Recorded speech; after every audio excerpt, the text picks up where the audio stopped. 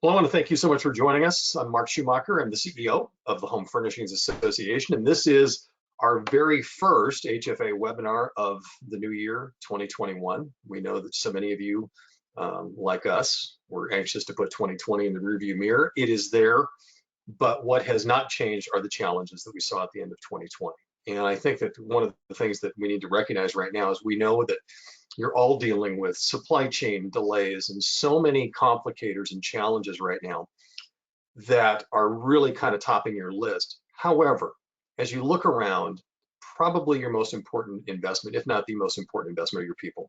And so we really felt that today was a great chance to kind of everybody to stop for a minute and to really focus on the fact of how important it is to really make sure that the human capital you have in your business, that they're happy employees because they're going to perform better. And really, how can we make sure that's happening even in the midst of all of these challenges and everything? And so I'm happy to tell you that we've got a great conversation and a great guest today. But a quick reminder, we are, of course, recording this. So this will be available on myhfa.org, which is one of the greatest resources you're going to find for everything you need to know about bolstering your business here in the home furnishings industry. That's number one. Number two, also, you have the ability as you're watching to submit some questions. So there's a chat on the right side of your screen. Please send your questions in. We would love nothing more than to get to as many of them as we can. But without further ado, I want to introduce our guest, and I'm very pleased to welcome Hernani Alves with us.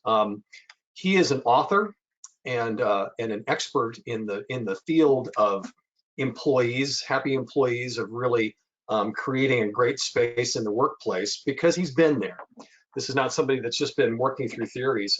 He started as a part-time salesperson at Sleep Train, which was a mattress, very, very large mattress chain out in the Western United States that eventually was purchased by a mattress firm.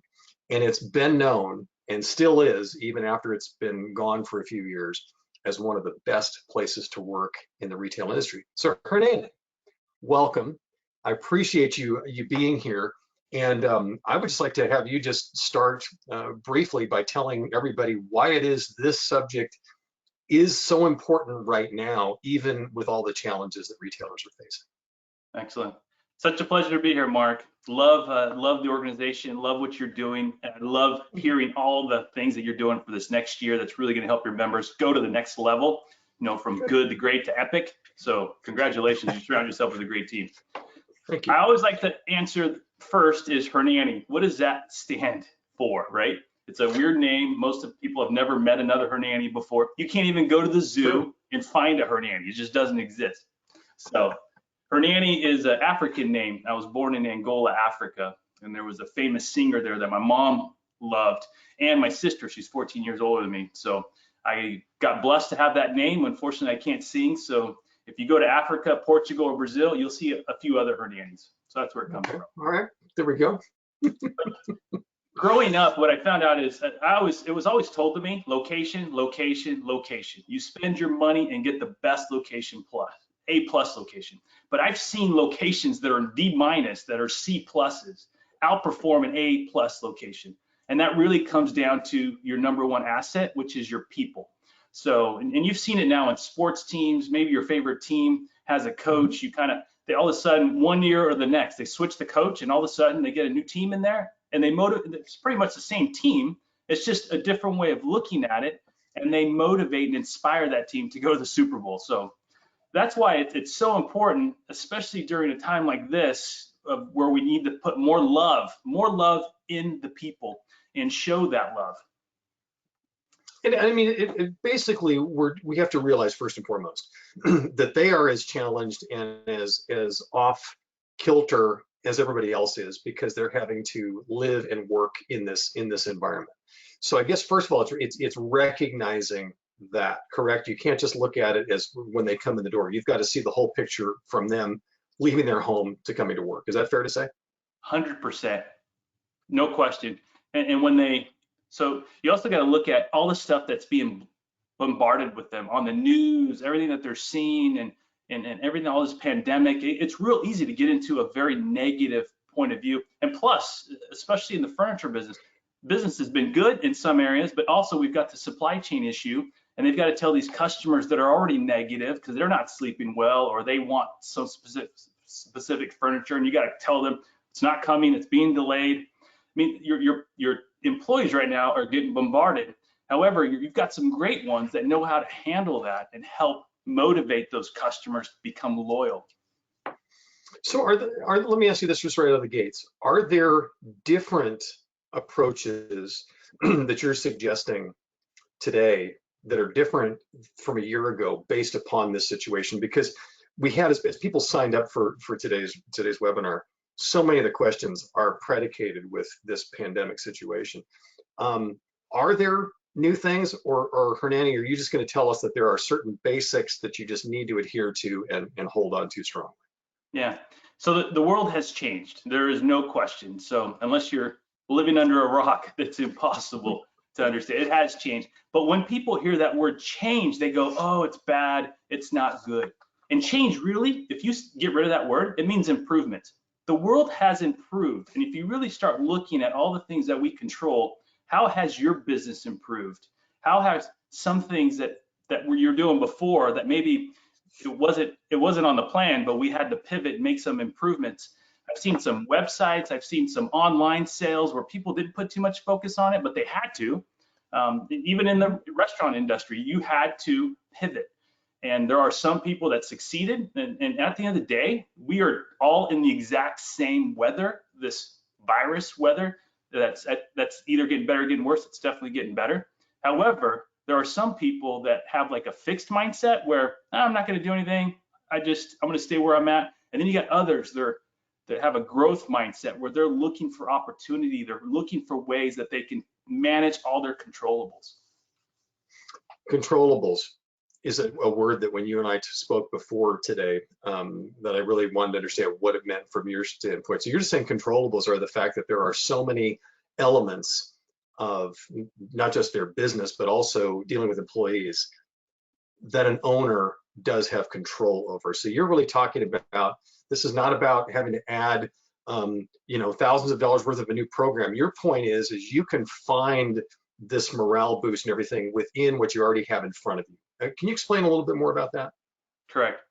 So as most of your members will know, and yourself, that most people don't leave organizations because it's more pay or they want to go do something differently. Normally it's somebody within the organization that has created an environment that's a hostile environment or a toxic environment where they're kind of a negative Nelly and they're trying to get away from that.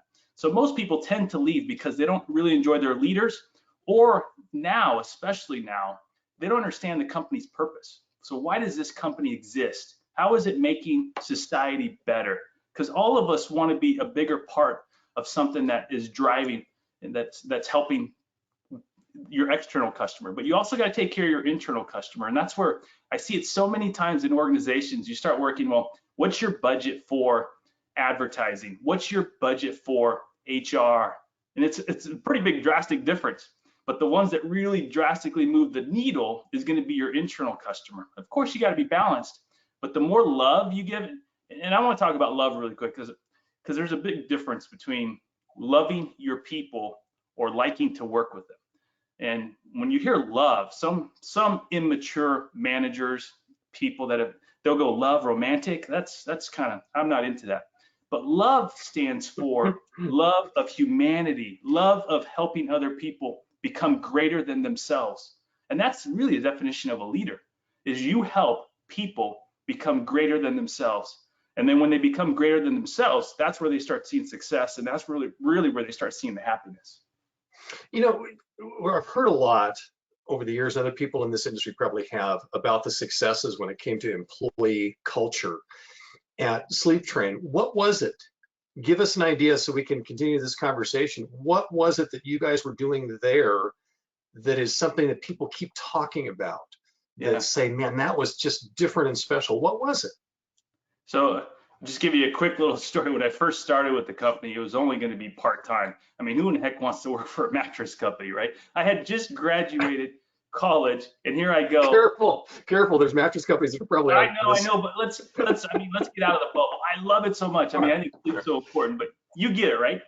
So I get there, and I just let my mom down again, right? I'm not a singer, and now I'm a mattress salesman. So let them down. But I fell in love with the people. I fell in love with the culture. Our founder and CEO, Dale Carlson, he had this motto that was actually by his dad, Paul Carlson. Surround yourself with great people, treat them well, and make everyone successful. And that's the key there, is making everyone successful. And sometimes we had to give some tough love.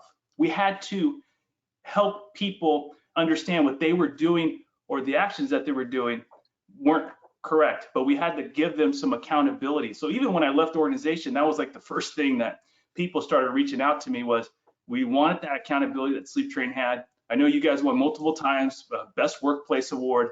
So, I mean, we just had an amazing team, and it really started from the top, started with Dale, started with our executive team. We all had that personal accountability of helping make other people successful. And then the second P is, it's called positive accountability. We really celebrated success. Sometimes we really celebrated. We had to tone that one down a little bit, but we had some fun.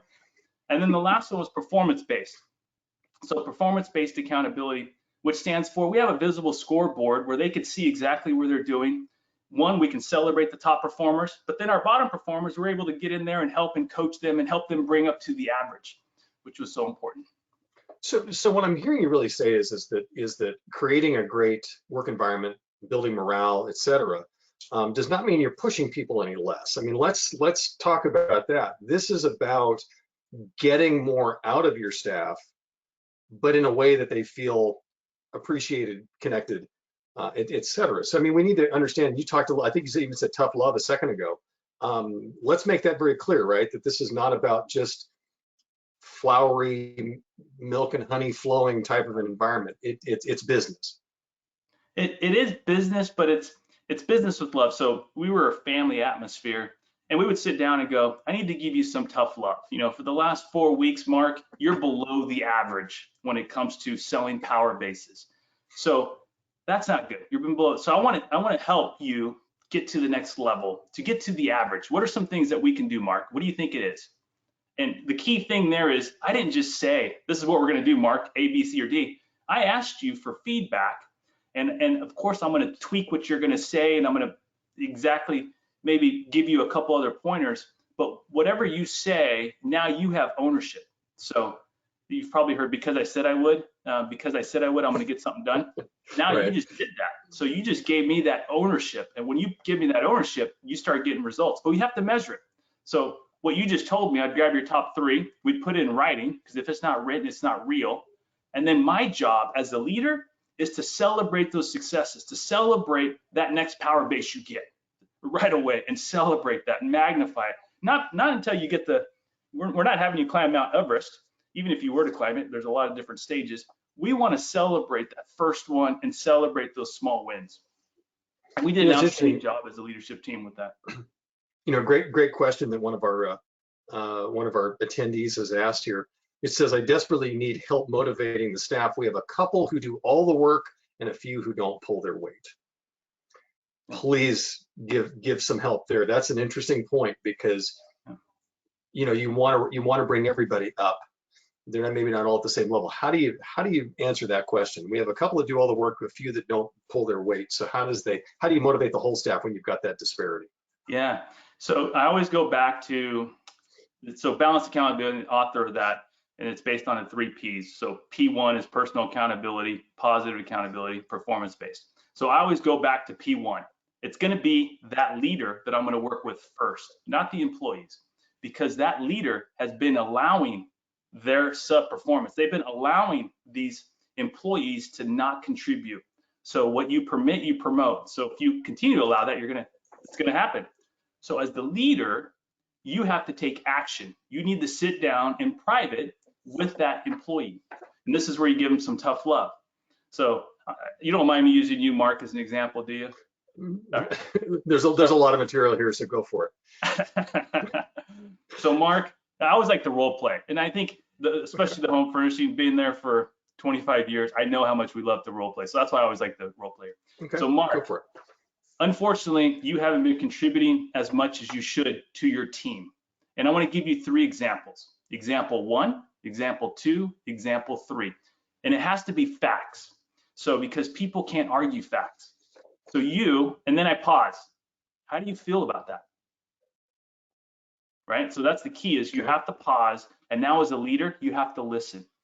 And if they argue, which this is where sometimes they think it doesn't happen. Normally people take the hit. They're like, I didn't know I was doing that. I didn't know I was letting the team down. And that's the key. It's not about Hernani. It's not about me. You're letting the team down. And they normally take the hit. Okay, what are some things that we can do, Mark, to help you get back to the average? And they love that, because the average is, everybody wants to be above the average, but all I'm asking you is, you're one of the bottom performers. I'm just trying to get you to the average. Now, you talked about talking to, we put it in writing. Oh, go ahead. you talked about discussing it with the leader first. Is it then the leader's responsibility, if that leader has a team beneath them, to do that very same thing, or are you going to address those underperforming employees the same way with this tact that you just talked about, presenting it as a team letdown? Yeah, the leader needs to go first and needs to meet with that employee one-on-one and address and provide those facts, because they're the ones that have the history behind it. Okay. And then from there, you got to put it in writing, have a deadline. Some organizations, I know they use smart forms or some type of, like a PIP form, performance improvement plan, something that you put in writing. But the most important thing after that is that that leader has to celebrate these small wins. They have to, like, hey, I love what you're doing, Mark. You brought this, you did contribute to that. Next time we're doing a virtual Zoom, or next time we're in a sales meeting or somewhere, I'm going to make sure I acknowledge that and celebrate that small, even though it's a small win, I'm going to make sure I address it and tell you you're heading in the right direction. And now that's where I show the tough love. I'm making you greater than yourself. And once I start doing that, that's where you ended up having a tribe of people that follow you, that want to be a part of you, by showing that to them. It's interesting, because another question, and you just answered it, was how to balance keeping them happy with disciplining bad behavior. You're basically saying once you call it out, once you set the expectations and level that accountability, celebrate as they progress upward. That's wonderful stuff. By the way, I want to remind people, if you've just joined us, and many people have, we're talking to Hernani Alves. He's an author and very motivational in his approach. He's an industry expert. He's been in a key leadership positions, I should say, in retail, primarily with Sleep Train. Knows a lot about morale, keeping employees focused and happy, which means more dollars coming in the door. So great stuff so far. If we get to it, I want to get to another question here, because I'm finding these questions are far better than anything that I'm going to have here. I want to hear from your members, so I love that you're doing that. That's important. And this is a great line, though. This is really key. It takes more than happy employees. What else do we have to address?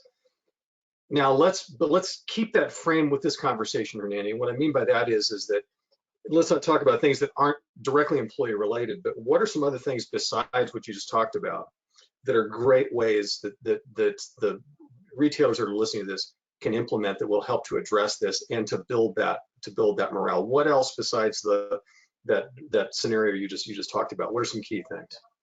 So when I was growing up as a part-time, I started a part-time employee, became a store manager, moved up in the training department. The further higher I got up, the further away that I got from the front lines. And that was one thing I really, as soon as I started getting in, I didn't have the answers. I used to always have the answers. I knew what we needed to do in business.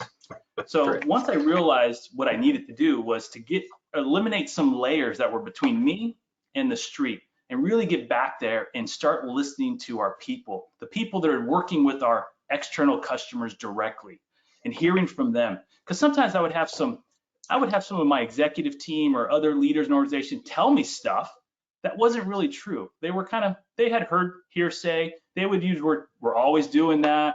But when I went and actually met with our team and heard from them, like, what can we do more as an organization, and what can we do less of as an organization, and truly listened, and then actually took notes. And then I turned around and we actually provided proof. This is what we're doing to make these improvements. That's when you start to win hearts. And that's when your people know that you are listening. Again, they're part of your organization. They can work anywhere. They're committed. So they want to understand that what the purpose that they're doing, helping your external customer, helping their internal customer, that's going to make them a better place to work long-term. And that's what they're looking for, is that long-term, especially right now with so many unknowns out there.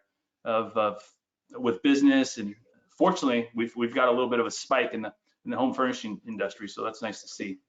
Well, I don't know that you're even aware how much you just hit a target right in the bullseye.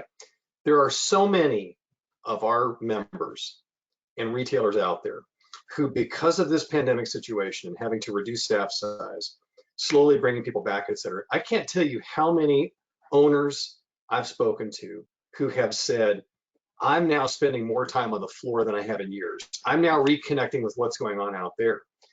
Man, that's, I mean, you're suggesting something that they have at their fingertips right now that they wouldn't have had 10 months ago because they were, again, too many layers away. Yeah. So can I just assume your answer is going to be take advantage of this? If you're spending more time on the floor, remember where it all is, where it all begins, and then utilize it. Is that fair to say? I mean, I think it fits with where people are right now. Yeah, and it's for some of these leaders, they haven't been on the floor in a while, or they haven't spoken to a customer. Naughty, that's not good. But you've got some amazing people doing such a great job. Just go spend some time with them. They're gonna love it that you're there. Buy them lunch, bring them a coffee, whatever. But have a chance to listen to their magic, how they handle customers or how they handle their clients. And then you get some best practices, and now you have something that you can share with others and help others within the organization. So you just created mentors because of these people you just listened to, but now you helped other people. So those are all things maximizing your controllables. And somebody that has a growth mindset, that's what they're going to do. They're going to jump right in there. Carol Tone with UPS, she just took over UPS. She's a CEO. She took it over back in March. First thing she did, she went straight to working how to get involved and learning how the packages work, listening to the people that were delivering the packages. They just had a boom, but it wasn't until she really had a chance to go there and listen to the team to take action. Now she's so much more confident when she stands in front of her team to share some of the things that we're going to be doing to make some improvements. So that's where I built my confidence, and I've seen that with other executives as well. So take advantage of this situation where you're more in touch based upon the pandemic situation, and don't just stop. I mean, I think you're also talking about once you start these behaviors, I'm going to assume you're going to suggest this should be part of your leadership culture. Fair? This should be part of your goal this next year. So Dale Carlson, mentor of mine, the founder, CEO of Sleep Train. I remember when I was a GM, and he goes, Hernani, your next manager meeting, I'm going to take it. I'm going to run it. And I freaked out, like, oh my gosh, he's going to go meet with my managers. What am I doing? Am I losing my job? Right? You start making stuff up in your mind. And I loved he did that because he went around the country and went to these manager meetings and just heard from his team. And he got some great information. You know what? It was some information that I was already telling him. I'm like, hey, Dale, you should listen to me. But he didn't. And it was kind of fun when he did go and listen to them. But there was other things that I was lacking that I wasn't sharing with him, that we came back. We became such a stronger company. I know the 2007 Great Recession was horrible. We suffered in that, but we came out of it so strong. And people ask me, what was it? What caused that? It was the voice of the customer. And the voice of the customer, not the ones walking through the door, the voice of the customer, your internal customer, because they know what we needed to do. I remember being in an advertising meeting, and we were going to go all in on $99 twins. We're going to advertise $99 twins. We're going to go all gung-ho, and we're going to make like $1 on it, right? Per twin we sold. Well, guess what? My staff's not going to be happy. They're not going to make much commission off of it. No. So we presented this to the team, and they came back. Do you know the customer that's walking through the door has money? So we need to sell power bases. And I'm like, that's a $1,500 ad. Are you sure? Start talking to some of my top performers. They're like, absolutely. These people are coming in. They got a problem. They have money. But now we just need to make sure all our people are perfectly trained on power bases, that they really understand how this works and how to make their life better. We went in all in that. We invested into their team there. We caused that training. And all of a sudden, we were selling a tremendous amount of power bases. We came out, our attachment rate went through the roof. And it really came down to listening to our team, because we almost went the opposite direction of going low price. And at that time, that consumer is not shopping. It's your better consumer that's walking through the door. And there's something interesting between the lines, or what you just said, is that not only did you listen, or did management listen, excuse me, but also you then equipped them as this was rolled out you talked about the fact just a second ago about, got them to understand the thought process behind it, what we're trying to accomplish. So it was listening, but then also giving them enough to really work with. How important is that in this process for all the retailers that are watching this? Yeah, that's key. Because if you listen and you don't take action, well, nothing happened, right? But once you do take action and you show the team the proof, it's so proof. The most important thing about a rollout is not that fancy sales meeting. It's not that fancy convention that you have or whatever. You could spend a lot of money there. The most important part is the follow-up afterwards, showing the proof. These are the things that we're going to start doing. And that's what we started doing is we created a visible scoreboard. It was all departments. Our IT department got around the goal. HR got around the goal. Everybody knew this is what we're going after. This is the one thing. And I've seen so many organizations, you go in there, so what's your number one goal? Well, we're doing this, we're doing that, we're doing this, we're doing that. Let me ask your team, your number one goal. It's totally different. So that's why it's so important that you have one big, wildly important goal, that we're all aligned to it, and then everybody's speaking the same language, all the way from the delivery team, operations, you've got accounting, HR, and once that happens, that's where the traction starts to take off, and that's where your team becomes extremely successful. Because everybody's in on it. Everybody's got a piece of it that way, and then you also can all celebrate, right? Absolutely. I'm working with a helicopter company right now that we've been working with them for a little while, and that was one of the things. They're all over the place, and what they do is they take care of all like the sheriffs and CHP and so forth. Their number one goal right now for 2020 is to make sure 90% of the time they deliver their helicopters to their customer on time. 90%. You're like, why isn't it 100? Because there's things that pop up. Sometimes when you start breaking down a helicopter, there's parts in there and different things you got to do. But they're currently about 75. So 90% is a big jump. Well, guess what? Accounting is doing, how are you going to support that goal? How is avionics going to support that goal? So everybody's on it and everybody's speaking the same language, and it's just fun to see. And they're super successful right now. They're really taking off. Had one of their best years in 2020. Fabulous. I want to remind people, you're listening to our HFA webinar, and we've got Hernani Alves joining us, who's, I want to talk in a second about a book that you have written and that folks will have some access to before we're done here today. But he's an author and a speaker, and he's spent a ton of time in retail with a very successful run at Sleep Train, which was a huge mattress chain out west that became part of Mattress Firm, but definitely known for high morale, and that's a big part of what we're talking about today. Talk to me about you wrote a book called Balanced Accountability. Define that. What does that mean? What is balanced accountability, and how does it apply to business today? So as I kind of shared with you, English is my second language. So I was a C student when it came to English. So I'm still shocked I even wrote a book. I was an A student in math, not very smart when it came to English. Once I left, I was asked to work with organizations. How do we get that accountability? Because accountability is that naughty word in business that people try to stay away from. You've heard of soft skills, hard skills, right?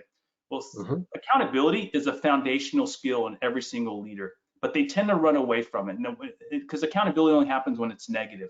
And some people are still doing the carrot and the stick. I mean, that doesn't even work. That's so old school. I don't even know why people are still doing the carrot and the stick philosophy. What we found is it's balanced first starts with personal accountability. The owner needs to step up. The owner is the leader. I mean, the most important person in your life is going to be you. There's nobody else more important. So you have to take care of yourself first before you help anyone else. And you've heard the flight attendant tell you, put on your mask first before you help any children. The science behind that is they know if you don't take care of yourself first, nothing's going to happen.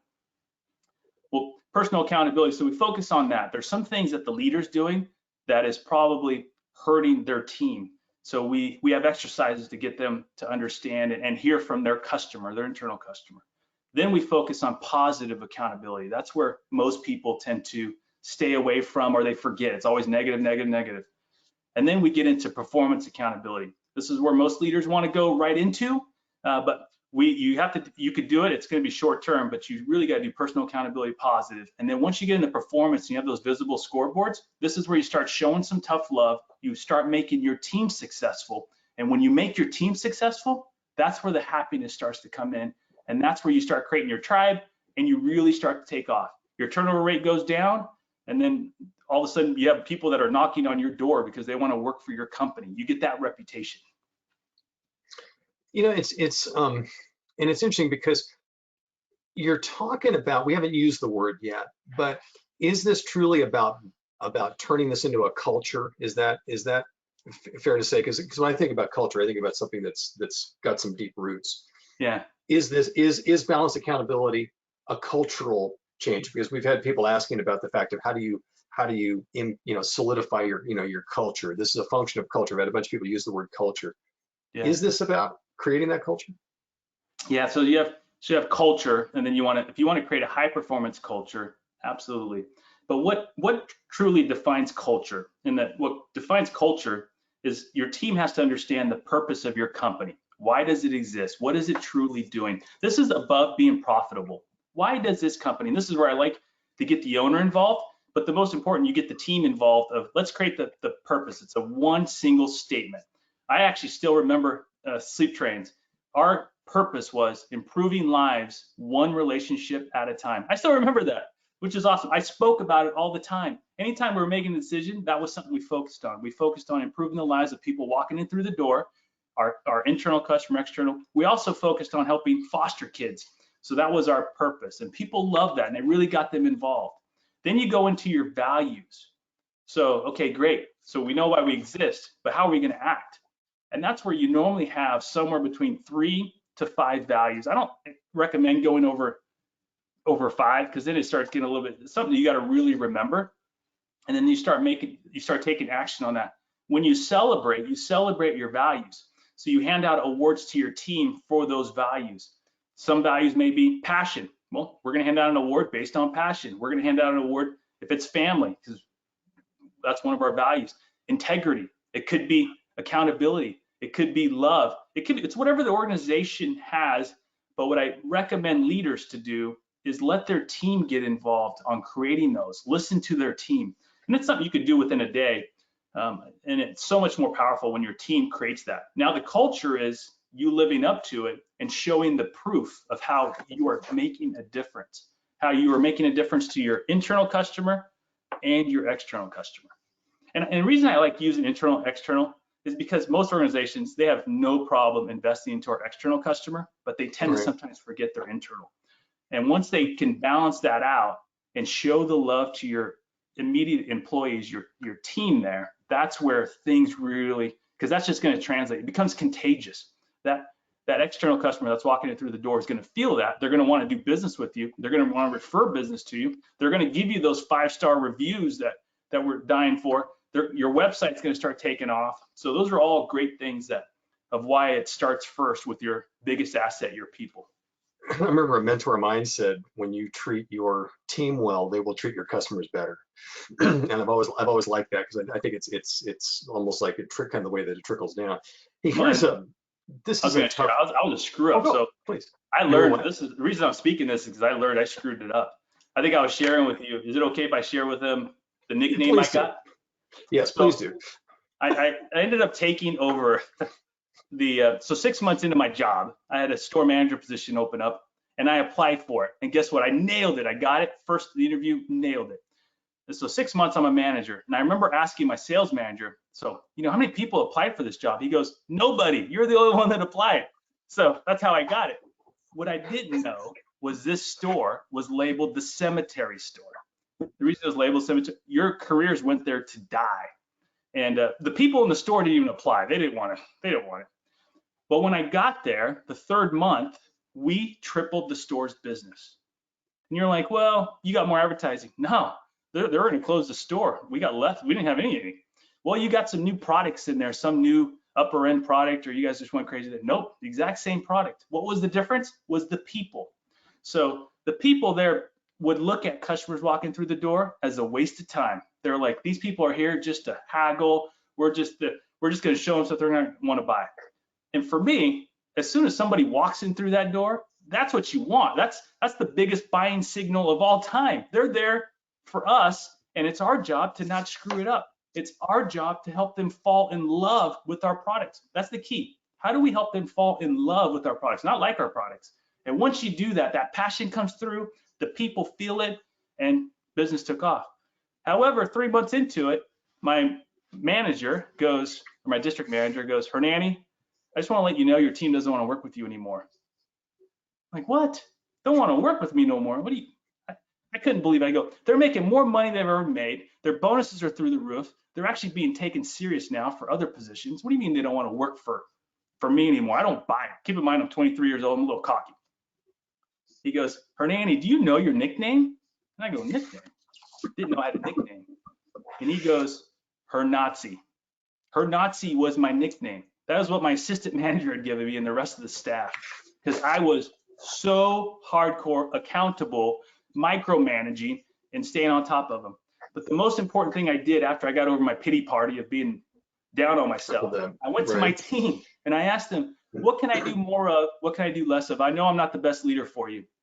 And they told me. I turned around, showed the proof, and then a year later, they ended up giving me the best award I've ever gotten, which was from them, that says I was the best leader for them award. And to this day, I'm still friends with a lot of them, and I love them so much. And that was a big turning point for me. So that's all I want to share with you. I'm a pretty big screw up. I made some mistakes, but you can get out of it. Yeah, but what I love about that though too is you showed a level of humility, and that's a great thing for a leader to show in situations like that. Thanks for sharing that. I love that story. When I heard it the first time, I liked it better this time. Let me just ask you a interesting question here that came in from one of our retailers. It says, how to aid my team in navigating through the emotional side of the pandemic while also being productive. So this is that balancing act we talked about kind of off the top of the program today. Is you want to push, you want to motivate, you want to give them, make them accountable and give them these steps. But this is asking, how do you really kind of manage that with this emotional weight that everybody has on their shoulders in this pandemic? Yeah. Acknowledge it. Be humble. There's no question. I mean, there's people that have lost family members. There's been completely businesses flipped up. Acknowledge that and give them, what's happened here with virtual meetings, and it's great. And I love that you and I are here talking. I would rather be in person, no question, but this is my second favorite, is we're able to do this. Is what I found out is when you're doing virtual meetings is that you log in and then all of a sudden we start the meeting and then we end and everybody's gone. But if in the real world, when you were doing these more conventional, you would walk into a meeting, you would have a little chit chat with other people throughout, you would start the meeting, and then I think the best magic that happens in the meeting is after. Everybody breaks up, and then we start talking. Hey, what are you doing for lunch? What's going on here? How's life? How's so-and-so? You get a little bit more personable. So it wasn't just clicking a button and the meeting ends. As leaders, you got to allow for that. So I encourage you to start meetings with just start early, give about 10, 15 minutes where everybody gets a chance to detox, talk about what they're doing. And what I found is if you have a team of 10 on there, it's one at a time. Break them up in groups. Zoom has such a great way. You can just break it up. They put them in groups of 2 and just let them talk. Give them a topic, whatever it is, but just let them talk and just and then switch it again in 5 minutes and they get a chance to rotate. And then at the end say, I'm gonna keep the meeting open. I'm here to answer any questions. We're gonna stay for another 15 minutes. I'd love to hear from you. And then by the way, Mark, I'd love to hear what you did over at New Year's, something like that. And you get a chance to now get personable and start listening to them on that. But there are ways. When I was working back in March, I was working with Verizon. We were gonna do balanced accountability with their group. And I remember the date, it was March 20th. It was about right where everything started going downhill. And they're like, Hernani, we still want you to talk, but we don't want you to talk about accountability. It's just not the right time. Even though my talk is accountability equals love, it's a very fun, gets the team excited. It just wasn't, the timing wasn't right. So I had to pivot pretty much overnight, and it's called the champion advantage, is really getting the mindset focused on how we're gonna succeed with this. Because you have 2 individuals that are having they're in the exact same situation, but one is gonna take off and they're gonna be very successful. The other one's gonna kind of sit there and they're gonna be miserable and everything's gonna be negative. It's the same situation, but what causes that? It's that somebody that has a growth mindset. They wanna take action. They wanna maximize their controllables. But there are things you can do like Calm, the Calm app, C-A-L-M. They have an amazing thing on there. You got LeBron James, he does meditation. I mean, meditation is so powerful. And And I'm talking about meditation now. I used to make fun of it. So for years I used to talk about it, but I've been doing it now for about 5 years. It is the biggest, most important thing you can do to your mind. And LeBron James talks about how powerful it is for him and how sometimes he did it on the sidelines before he went in, because it gets you to focus on your win, which is what's important now. That's what that stands for. What is important now? And we have all these thoughts going through our mind. So one of the things I do during my breakouts and leadership groups, I actually take them through meditation. We'll do about 3 or 4 meditations, and I've had a CEO tell me we're not going to do it, and I'm like, well, let me do 5 minutes of it, and they loved it. They ended up doing. We did 4 sections, but it really gets them focused to understand, take care of themselves. So next time you do it, go to Calm, look up the LeBron James, and play that for your team, and just have them just understand their thoughts and all these things that are going through their mind. My wife and I do it every morning. Not just Awesome. the LeBron James, but we do others. And I was a skeptic to start. Yeah. And I'm telling you, it does bring you right kind of where you need to be, especially in this environment we're in right now. I want to ask you a couple of quick questions because we had some that came through here, so you can Awesome. give little brief answers here. What non-monetary goals are effective? Non-monetary. Number one, probably one of the biggest ones that I've seen here is when you actually write a thank you note, not to the employee. You write it to their spouse, their significant other, their family member, their kid, the person that is maybe not benefiting from your employee as much as they could be because they're working. And when we started really doing that, when we started focusing, we started creating loyal fans, raving fans. So the family started really loving us because we would say, we really appreciate you allowing us to have your dad work for us. He's been so busy. He's changing the world. We're going to make sure we do something better for him once we come out of this. And then we maybe provide some movie tickets. Of course, movie tickets are bad here. I'm kind of going back what we used to do. But Sure. There's other things. You can get them popcorn, like something that they can have fun at night, and just tell the child you're in control of it. So put it together and let your dad know we're going to watch whatever movie you want to pick. So little things like that. Super cool idea. Super cool. Wow. That's a great takeaway. Thank you for that. Here's another question it just says rewards programs, are they worthwhile? And if so, what works? Absolutely. So there's a lot of them. I work with a partner of mine. We've kind of done some different things together, but it's Spark. And she created the whole software for it. It's more of an artificial intelligence type of software. What I love about it, and the reason I support it so much, is it personalizes the gift for the employee. So it allows you to create a diary. So I know, for example, Mark, if you were there, I would know what type of coffee you like. What are some of the vacations you like to do? Things that are more personal. I know your kids' names and all that. It stays in there. So if that employee moves on to another manager, all that information's there. Things that they like, don't like. So it captured that, and it's called Spark, SPARCK, CO, I think, and then .com. There's a few other ones out there that Bonusly, I think, is another one. When you're looking for it, just make sure it's not. I mean, the worst gift on the planet is a gift card. I think so. It's a gift card. It's so generic. You took the easy way out. Here you go. What you want to do is you want to create. It's called give people a star, something they always remember. So personalize it. So if it is golf, make sure you personalize that if it's something that they like to do, that's more of a golf gift. So something they always remember. Okay. You'll never forget. I could probably go to you, Mark. There's probably some gifts you received that you will never forget, and you're like, this was outstanding. They went above. Had no idea. And that it's not the high dollar stuff. It's the meaningful stuff. I mean, that's the point. This is not a huge investment. We're not talking about Cartier for everybody. You know, absolutely. I mean, that's love that. Here's another. This is a great. I got to thank everybody that's part of this webinar because there's some great questions here. How do you balance cash flow concerns and issues? Because everybody's thinking of cash flow when they shut down. Yeah. with rewarding employees. So, you know, the question there is man, I'm looking at every dollar. How do I balance that with the fact of even these smaller rewards we're talking about here? So how do you balance those two things? Take them through the math. Be transparent. Yeah, you don't tell them what's in the bank account, but just take them. One of the best examples just came to my mind here that we did this dollar exercise. So we go, for every dollar you sell, how much of it is in profit? And we would ask that the sales team would go 50, if it's 50 margin, 50 cents of it's margin. Okay, here's 50 cents. The other 50 goes to pay for the product. All right, so what do we got now in real estate? What do we have now in employee? We paid commissions, we did this, we did that.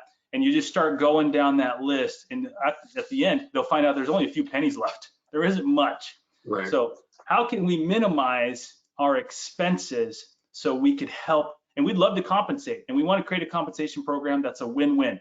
A win for you as the employee and a win for the company, and also a win for the customer. Because you want to create things that are not unethical to where you're just selling something to just sell it to a customer. And that's where you get your team involved, and then you run some analytical math to support it, and then you roll it out, and it kind of becomes a self-funding. So the more we increase here, the more it's going to pay for that. But be transparent.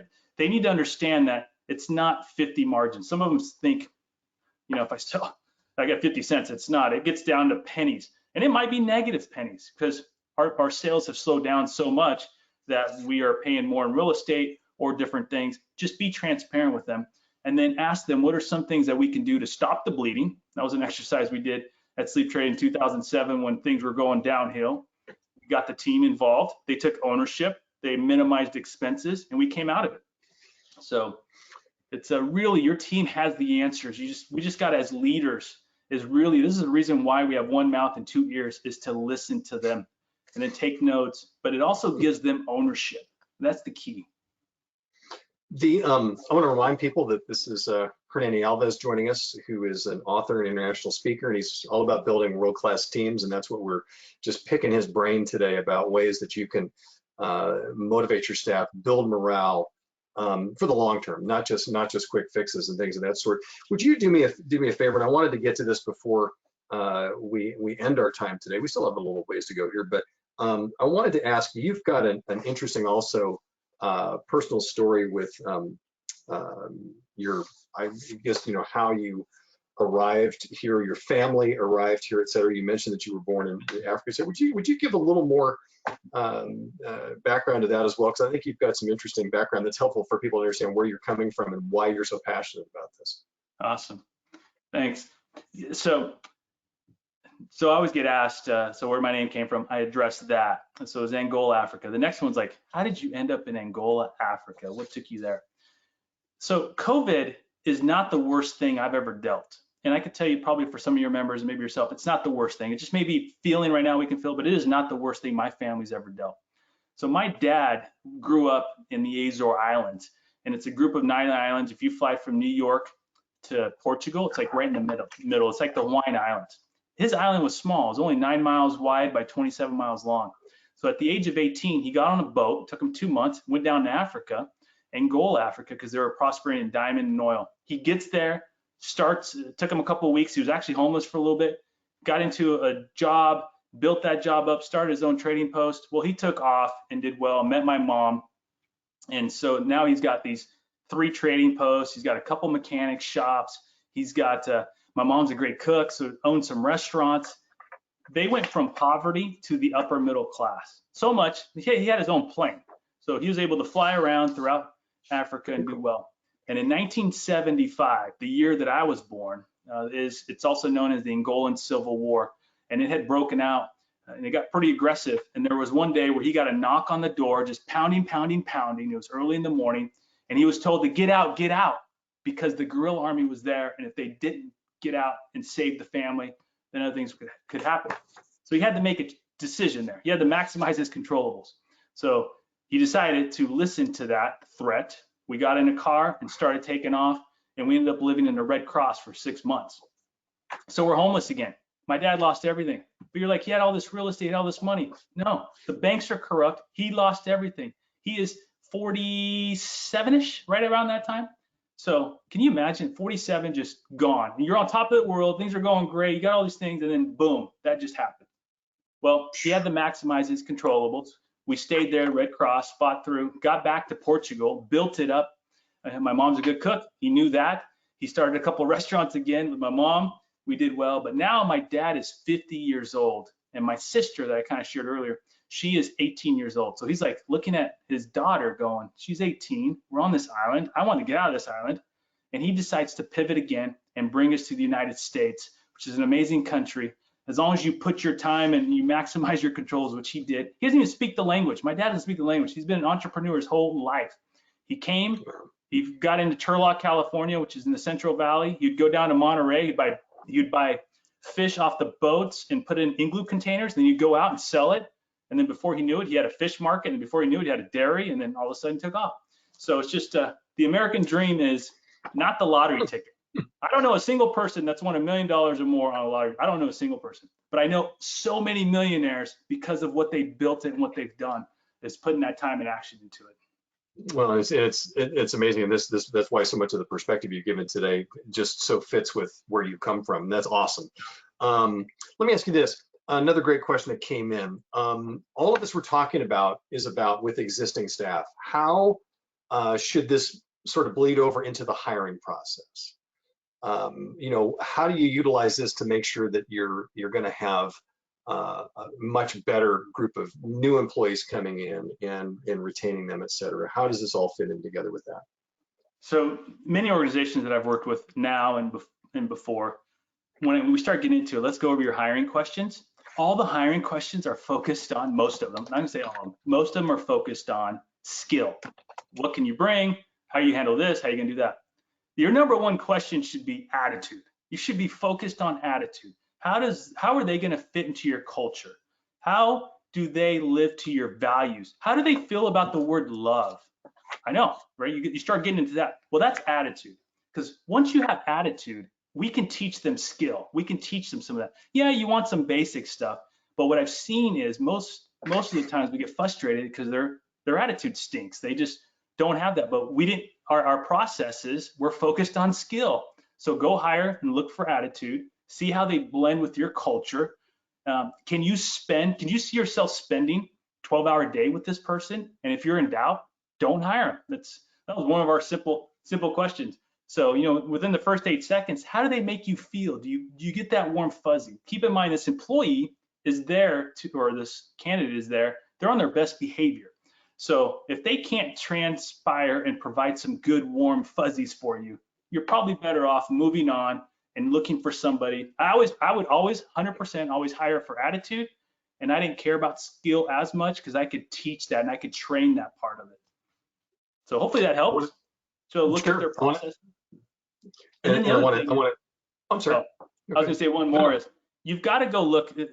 The world has changed now, so anyone can look up anything on an organization. So if I'm going to be hired to work for an organization, I'm going to go check out their CEO. What are they doing? I'm going to go check out their social media, LinkedIn. How are they handling? Glassdoor. How do they conduct themselves? What's the rest of the employees saying? I'm going to look at all those things. Those are your high quality people. They're going to do that. So go and look at how do our company, what are we projected out there? Do we look like we're a high performing culture? Or are we just focused on profit? So, and profit will come, but if you focus on profit, it won't come. If you focus on winning hearts and maximizing performance, profit will come long term. I want to mention that we're, even though we're getting close to the end here, stick with us because we've got some interesting things that you're going to take with you since you've joined us here with the webinar today. Hernani, let me ask you this question too. We talked about at the beginning that every business owner that's listening to this has got issues with supply chain, and that means frustration among customers. The customer experience has been just sort of exploded because of the pandemic issues. So there's a question that came in that says, how do you keep boosting morale when your team is dealing with increasingly frustrated customers? How would you respond to that? Yeah, so let's go find out the why. Why are we having these supply chain issues? And sometimes the way we conduct ourselves as leaders, everything you do gets magnified 10 times. So if your team sees you frustrated with your vendor, it sees you just the way you're conducting yourself, that's going to transpire to your people. So what I'd encourage you first is go meet with your vendor, share with them, be transparent. Here's the challenges we're having. Ask them to come up with a solution of how we could help monetize some of these customers. Keep in mind, they're dealing with the drama themselves, but they've also got best practices. They know some other vendors that are doing things that are out there that are getting good results. So they'll share with that. They may even throw in a few little things to be able to offer to these customers. But what I always like to do when I met with a customer is I took the hit immediately. And I would say, Mrs. Jones, we've totally screwed this up for you. We promised you it was going to be delivered on this date. We failed. Things have not come in. I apologize. And if I was in your shoes, I would want to cancel this order, which you can totally do. I want to give you a couple other solutions you can do. So see what I did there is I said, you can cancel this order. I already took the wind out of her sail, but she may want to cancel it, move on. However, what I found out is if I tell them you can cancel, which you can do, because that takes their power now. Now it comes back to me. I'm going to give you a couple solutions. We can do this, which is I could upgrade you, or we have something else that's equivalent, or we can wait and give you a 3% discount for waiting. And you're like, 3%? What are you talking about? Come up with something different that's like 5. I've seen 20%. I give you a 20%. Why are you giving them 20? They're going to ask for 50. Go 3, and then next time you screw up again, you may have to do another 3%. But it just shows that you're giving them some love. I think they'll understand, especially right now with everything that's helping externally. Hopefully that helps. In just a moment, by the way, stick with us because we're going to tell you how you can actually get a copy of the of Balanced Accountability. But let's do this. Let's review right now. I'd like to the list of takeaways, and wow, we've had some really phenomenal takeaways today. I always tell people you'll come away with at least 1 or 2 good nuggets. I think there's a bunch. So let's put up on the screen here our list of the takeaways for the conversation that we've just had with Hernani. And first and foremost, you can win the hearts of your team and improve morale by helping them feel heard, then showing them the results their feedback had on the organization. I think that was a huge piece right out of the gates that's very, very important. Balanced accountability is made up of the 3 Ps: personal accountability, positive accountability, and performance accountability. Would you do me a favor, talk the first and the third make tons of sense. Positive accountability, just reiterate what that is real quick for folks. So positive accountability is celebrating those small wins. So make sure you're catching people doing things right instead of being that leader that comes in, catching them doing things wrong all the time. So celebrate those small little wins. So as soon as they give you something that isn't positive, it may not be great, but tell them you really appreciate their effort and what they're doing there, and they're heading in the right direction. Gotcha. Next one, perfect. Next one is what you permit, you promote, which for those of us here at HFA, we have a key member of our team that lives by that mantra, and I applaud her every time it comes up. Also, it says approach accountability in a way that helps to get more from your team while helping them feel appreciated and connected. So it shouldn't be, you talked about the carrot and the stick. It shouldn't always just be necessarily that. They need to feel appreciated and connected. Next bit of takeaways here. After holding a team member accountable and creating a plan for improvement, it's important to improve morale by always celebrating the small wins. You talked about that's the building block, right, Hernani, is to build, challenge them, but build them up through the process, correct? Yeah, absolutely. Okay, maximizing controllables. In a climate full of unknowns, focus your team on the areas that are within their control to produce wins and improve morale. And then just in the last few moments, you talked about this one, hiring. Skill is less important than attitude and the way a person fits into your company's culture. Skill can be taught. Absolutely love that. So some great takeaways today. And speaking of takeaways, everybody, you're going to be able to take away quite a bit more here because Hernani has done something he's never done before. He's going to be offering his book in a free audiobook fashion. So you have here on screen, if you can jot it down, great. If not, by the way, you'll notice on the right-hand part of your screen, there's a handout you can download there, and that handout will have more information like this. And you can always hit us up if you missed this, but if you reach out to Hernani, he is going to get you an audiobook of Balanced Accountability. Do you, by the way, do you narrate it? Are you the one that did that? No, I didn't do this one. The book came out last May, and and you're right. I've never done this before, so can't hand out books, but it is on Amazon, Apple if you want the book. Anywhere you buy a book, Target, Walmart, it's going to be there. Okay. But I can do the audio, so I have a little bit of wiggle room. But I found I hired the guy because of his attitude, and I love it. I can listen to him throughout the whole book. It's great. Awesome. Love hearing that. And I want to remind people, if you have enjoyed this webinar today, or if you go to myhfa.org and you just look at our library of incredible offerings when it came to these webinars and information, it's just the tip of the iceberg when it comes to the advantages of membership. There is power of membership here at HFA because we're creating a community that drives our industry's success, and we're trying to lead as best we can and represent you. What Hernani said is important because it's what we all do on a daily basis. we listen to our members. Listening is where it happens, because listening means we can lead you to solutions to the challenges that you have and bring you together in an amazing community of other retailers. This has been a great hour. Hernani Alves, I want to thank you so much for joining us and for being generous not only with your time, but also the audiobook for those that need it. And again, a huge number of takeaways, but I think you've done something that I was hoping for, and that is you've really kicked off our year here when it comes to these types of programs with really information that people can use. So Hernani, thank you so much. Appreciate you being here. I am Mark Schumacher, CEO of HFA, and on behalf of all of us here, we want to always wish you health and happiness and hope for this new year. We'll see you next time.